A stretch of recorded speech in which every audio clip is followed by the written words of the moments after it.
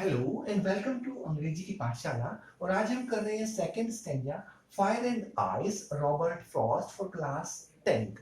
First stanza में हमने सिर्फ दो वर्ड किए थे कि दो वर्ड है या तो वो एंड होगा फायर में और या फिर वो एंड होगा आइस में।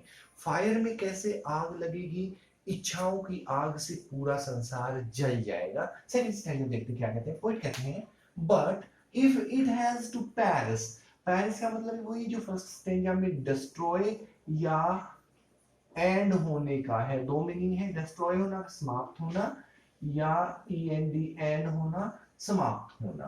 कि अगर संसार को ट्वाइस होता है दो, स्टेंजा भी दो है, ट्वाइस भी दो है, और अगर इस संसार को दो बार खत्म करना है तो आई think I know enough of hate.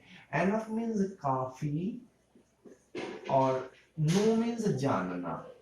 मैंने अपने छोटे से जीवन में ये काफी कुछ जाना है कि जो हेट होती है, जब हम दूसरों से घृणा करते हैं, तो वो तो इस संसार को दो बार जलाने के समान है। अब देखिए घृणा क्या होती है। जब हम किसी से लड़ाई भी ना करें, मुक्कालात या डंडे गोली तलवार कुछ कोई लड़ाई ना हो, लेकिन फिर भी आते जाते उसको घूरें बॉडी लैंग्वेज से या उसको देखना ही ना चाहे, दैट इज हेट। जैसे आपने देखा होगा कि संसार में वर्ल्ड वार वन चला था 1914 से 18 तक।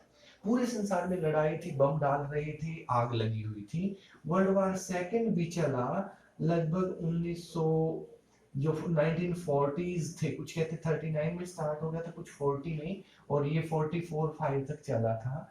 इन दोनों में आग लगी हुई थी एक दूसरे को मारने की, लेकिन एक इतिहास में शब्द आता है, वर्ड आता है शीत युद्ध। जब अमेरिका और रूस के बीच में लगभग पूरे संसार के दो गुट बन गई थी, इतनी घृणा हो गई थी कि ना तो लड़ रहे थे और ना एक दूसरे का सहयोग कर रहे थे, तो हम इसको लड़ाई और शीत युद्ध की तरह भी कर सकते हैं कि एक तरफ आग है, एक तरफ घृणा या आइस है।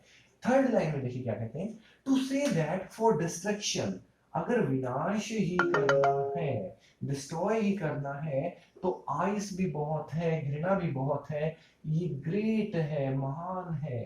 एक दूसरे के प्रति घृणा शुरू कर दो, अपने आप संसार का अंत हो जाएगा। And would suffice. सफाइस का मतलब होता है सफिशिएंट, काफी है। तो पॉइंट कहते हैं कि आइस काफी भी है, आइस महान भी है, और घृणा विनाश करने के लिए ना केवल काफी है, बल्कि यह तो दो बार पूरे अर्थ का विनाश कर सकती है। तो पिछले स्टेंजा की तरह इसमें भी आप देख लीजिए, ट्वाइस, आइस, आइस, बार बार सेम वर्ड जो है वो रिपीट हो रहा है, तो ये राइम स्कीम भी बन जाती है। यहाँ पे हमने आइस को दो या बी नाम दिया था, आवाज आइस की आवाज B, twice, ice, ice, B, फिर बी और फिर बी। तीन बार सेम आवाज के बीच में देखिए एक और आवाज आती है हेट। हेट की आवाज के लिए हम तीसरी आवाज है तो तीन या सी कहते हैं, क्योंकि हमारी पहली या एक ही आवाज थी वो फायर की थी, IRE। तो ये हेट अलग तरह की है। BCB ग्रेट, हेट ग्रेट जैसी आवाज है तो सी। तो अगर हम म्यूजिक की बात करें, राइम स्कीम की बात करें, तो इस स्टेंजा का राइम बन जाता है BCBCB।